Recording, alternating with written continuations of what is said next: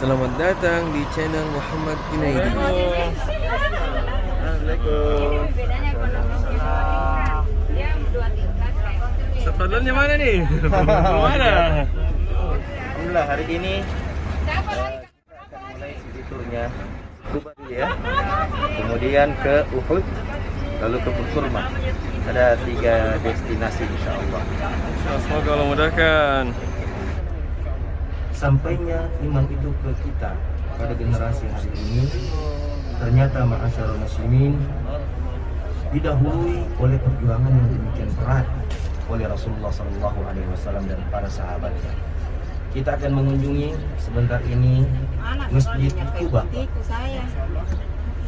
masjid pertama yang dibangun oleh Rasulullah SAW begitu beliau tiba dari hijrah beliau dari kota Mekah ke kota Madinah. Rasulullah SAW tidak membangun hunian yang lain kecuali masjid. Ini menandakan bahwasanya tujuan Rasulullah SAW dalam setiap gerak langkahnya adalah sujud mengabdi kepada Allah Subhanahu wa taala. Buktinya bangunan pertama yang beliau pikirkan, beliau rencanakan, beliau upayakan ketika tiba di suatu tempat adalah masjid, tempat sujud. Bukan rumah kediaman beliau, bukan tempat investasi dan usaha beliau. Lain halnya dengan manusia sekarang. Nabi kita Muhammad SAW dahulu setiap pekan di hari Sabtu beliau mengunjungi Masjid Kuba. Bahkan terkadang Rasulullah SAW berjalan kaki. Jaraknya ya sekitar 1,5 kilo. Dan terkadang beliau mengendarai kendaraan. Syarat yang kedua didahului dengan bersuci. Alhamdulillah, mudah-mudahan semua jamaah ya telah bersuci sebelum turun ke lobi tadi di kamar masing-masing.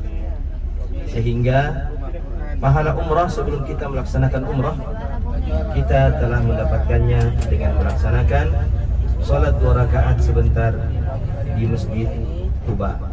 Allahumma inni as'aluka khairal makhraj wa khairal maulaj. Bismillah kharajna wa bismillah walajna wa 'ala Allah tawakkalna la haula wa la quwwata illa billah. Arti daripada doa ini, ya Allah, aku memohon kepadamu kebaikan saat keluar dan kebaikan saat masuk. Dengan namamu ya Allah saya keluar, dan dengan namamu pula saya masuk. Sesungguhnya tidak ada daya dan upaya kecuali darimu. Nah, di sini ada sahabat saya yang dulu pernah menjadi murid saya, Ustadz Muhammad Junaidi.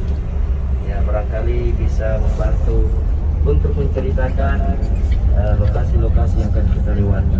Bisa? Ustaz. Insyaallah. Iya, sebelah kanan kita adalah Baqi Al-Gharqad, di mana disinilah kaum muslimin dimakamkan dari zaman Nabi SAW. Ada ratusan ribu sahabat di sini beserta keluarga Nabi. Kita sampaikan salam. Assalamualaikum ya ahlad diyar, minal muslimin wal mu'minin, wa inna insyaallah bikum lahiqun. Insyaallah, Bapak Ibu yang dirahmati Allah Subhanahu wa taala, alhamdulillah di pagi yang cerah ini Allah Subhanahu wa taala memberikan kita kesempatan untuk berkeliling di kota Madinah yang akan melewati beberapa tempat yang disyariatkan untuk didatangi dan juga tempat-tempat bersejarah. Yang salah satunya adalah di tempat sebelah kiri kita ini ada masjid, ini namanya adalah Masjid Bilal. Masjid Bilal bin Rabah. Yang Bilal bin Rabah ini mempunyai keutamaan yang tinggi ya di antara para sahabat, karena Bilal bin Rabah adalah sahabat yang khusus ditunjuk oleh Nabi SAW untuk mengumandangkan azan khusus untuk Nabi Sallallahu Alaihi Wasallam, yang dimana ketika sepeninggal Nabi Sallallahu Alaihi Wasallam, Bilal berhenti mengumandangkan azan dan melanjutkan dirinya untuk berjihad ke arah Syam, yang kemudian Bilal bin Rabah di sana menjadi gubernur, sehingga pada saat Bilal bin Rabah, Bapak Ibu yang dirahmati Allah Subhanahu wa taala, rindu dengan Nabi Sallallahu Alaihi Wasallam, Bilal bin Rabah kembali datang untuk mengunjungi Nabi Sallallahu Alaihi Wasallam di Madinah. Dan di situ ketika waktu itu Bilal bin Rabah disuruh kembali azan oleh cucu Nabi Sallallahu Alaihi Wasallam. Akan tetapi ketika azan tidak sampai selesai azannya, Bilal bin Rabah tidak mampu untuk melanjutkan azan. Sebab apa? Sebab ketika azan teringat Bilal bin Rabah dengan Nabi Sallallahu Alaihi Wasallam, maka Bilal bin Rabah tidak mampu untuk melanjutkan azannya. Ahlul Madinah siyabuku. Dan ketika itu para ahlul Madinah ketika mendengar suara Bilal azan, mereka rindu kepada Nabi dan berderai air mata mereka karena tahu bahwa ini adalah azan di mana ketika Nabi Sallallahu Alaihi Wasallam hidup. Dan di sini kita lihat di sebelah yang kita sekarang ini adalah area kurban. Area kurban arah menuju Masjid Quba. Yang di sini setelah perkampungan ini adalah ada sebuah masjid di situ, yaitu Masjid Jum'ah, di mana Nabi Sallallahu Alaihi Wasallam melaksanakan sholat Jumat pertama kali. Maka Masjid Nabawi ini, Bapak Ibu yang dirahmati Allah Subhanahu wa taala, bukanlah masjid yang pertama dibangun oleh Nabi Sallallahu Alaihi Wasallam. Pilar-pilar akidah di negeri ini sebagai cikal bakal negara atau daulah Islamiyah Madinah yang hari ini kita nikmati keamanan dan kenyamanannya. Betapa subhanallah ketika kita berada di kota ini, kita merasa sangat aman, kita merasa sangat damai. Bahkan subhanallah, kota ini pada akhirnya dinobatkan menjadi kota paling sehat sedunia. Mengapa? Karena Allah Subhanahu wa taala telah melimpahkan keberkahan atas kota ini.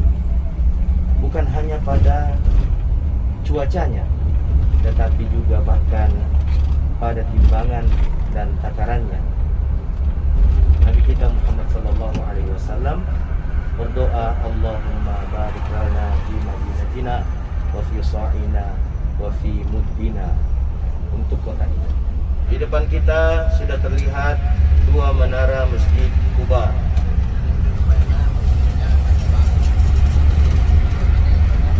Disinilah Rasulullah SAW dahulu transit sebelum masuk ke kota Madinah.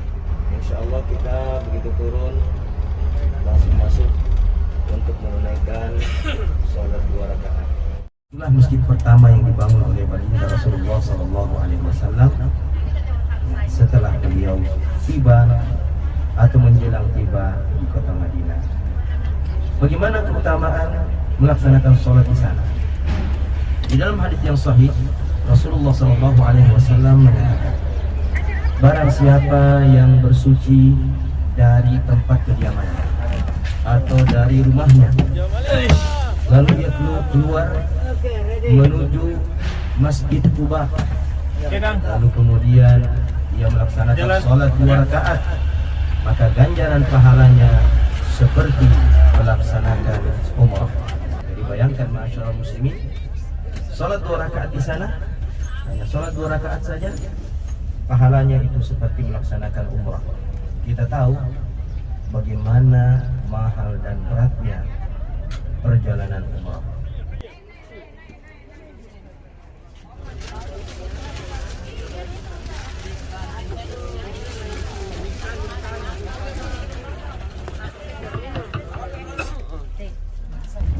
Seandainya seseorang hanya mau makan kurma, maka itu sudah bisa mencukupi kebutuhan gizinya dalam sehari. Nah, sekarang kita akan mengunjungi kebun kurma. Kita akan bandingkan harga kurma di kebun kurma dengan harga kurma di toko kurma.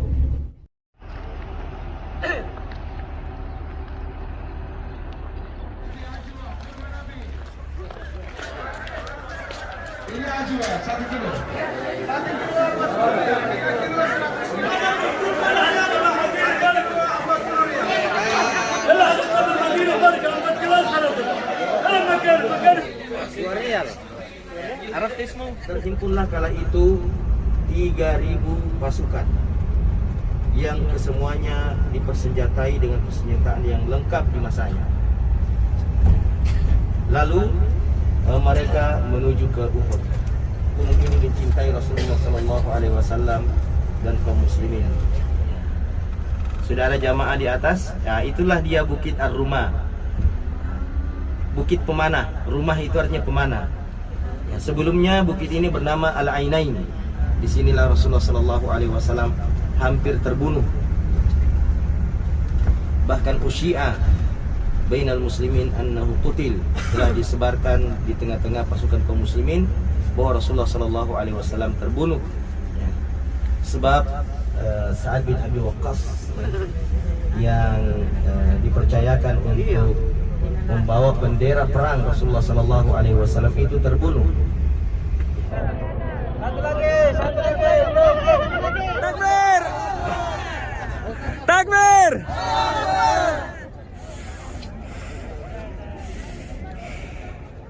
Assalamualaikum ahli diyar minal mu'minin wal muslimin antum as-sabiqun wa inna insyaallah bikum lahiqun nas'alullah lana wa lakum al-ajr wal afiyah. Setiap mengenang peristiwa ini, beliau berlinang air mata. Begitu pedih dan perihnya perasaan Rasulullah SAW melihat jasad paman beliau Hamzah bin Abdul Muttalib yang tercabik-cabik. Sahabat-sahabat yang syahid di tempat ini juga diperlakukan yang sama.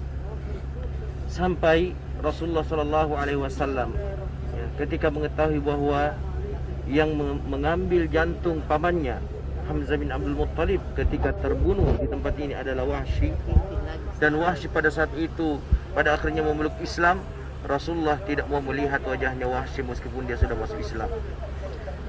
Rasulullah menerima Wahsy sebagai muslim, tetapi beliau berharap agar Wahsy tidak memperlihatkan wajahnya kepada Rasulullah. Oleh karenanya Wahsy senantiasa bersembunyi di belakang punggung para sahabat ketika hadir dalam majelis Rasulullah, karena Rasulullah tidak tahan melihat wajah Wahsy karena mengenang peristiwa Uhud ini. Mengapa Rasulullah SAW dan para sahabat pada akhirnya terkalahkan? Ini diakibatkan oleh hubbud dunia, cinta terhadap harta. Rasulullah telah berpesan kepada 50 sahabat yang ditempatkan di bukit rumah sana. Ya, 50 sahabat sebagai pasukan pemanah. Di mana Rasulullah berpesan, apapun yang terjadi ke atas kami di lembah ini, kalian tidak boleh turun meninggalkan bukit itu. Kalian tetap harus waspada.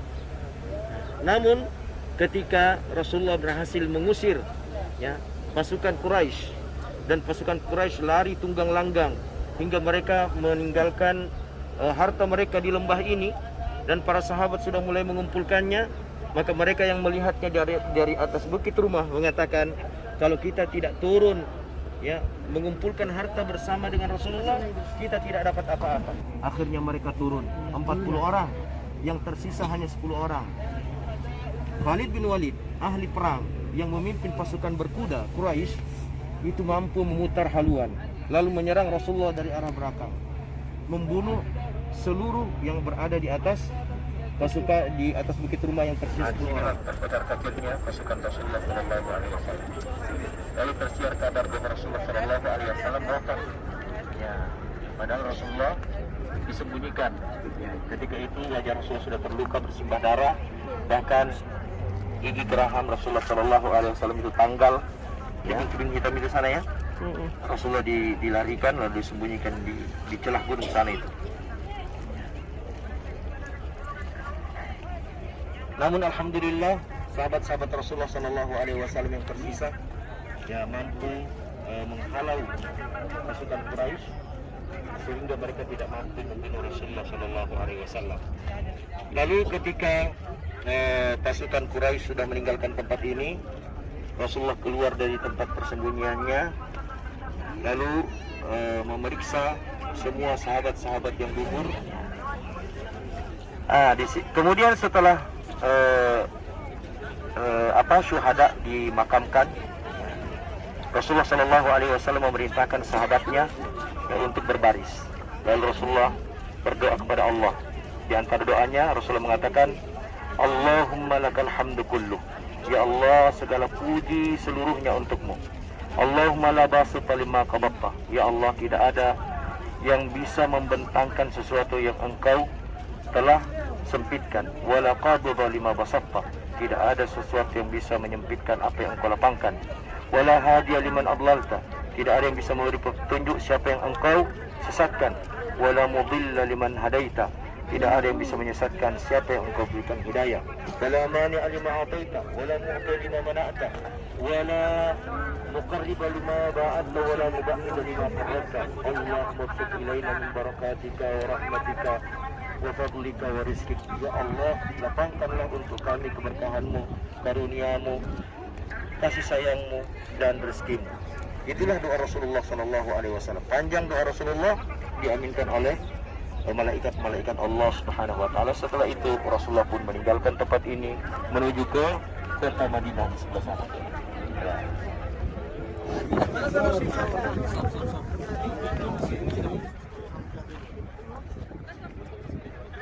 Hikmah yang kita bisa petik dari perjalanan wisata imaniah kita ke Bukit Uhud adalah bahwa menyelisihi perintah Rasulullah Shallallahu Alaihi Wasallam itu berdampak petaka yang besar yang dapat menimpa seseorang di dunia, apalagi nanti di akhirat. 40 orang sahabat Rasulullah Shallallahu Alaihi Wasallam yang turun dari bukit rumah menyebabkan hampir saja Rasulullah Shallallahu Alaihi Wasallam terbunuh. Itu menunjukkan bahwasanya sikap menyelisihi perintah Rasulullah Sallallahu Alaihi Wasallam sangat amat berbahaya. Dalam perjalanan pulang kita akan melintasi Masjid Qiblatain. Ini juga adalah merupakan masjid bersejarah, karena disinilah awal mula Allah Subhanahu Wa Taala menurunkan syariat perubahan kiblat yang sebelumnya kaum muslimin ketika sholat harus menghadapkan wajahnya ke Baitul Maqdis. Maka pada saat itu Allah Subhanahu Wa Taala memerintahkan nabinya untuk menghadapkan wajahnya ke Ka'bah yang berada di kota Mekah. Hal itu terjadi karena orang-orang Yahudi senantiasa merendahkan Rasulullah Sallallahu Alaihi Wasallam dan meremehkan beliau karena sholat menghadap ke Baitul Maqdis. Maka Allah Subhanahu Wa Taala menjawab cemoohan orang-orang Yahudi itu dengan mengubah arah kiblat kaum muslimin atau arah kiblat Rasulullah Sallallahu Alaihi Wasallam dalam melaksanakan ibadah ke Ka'bah.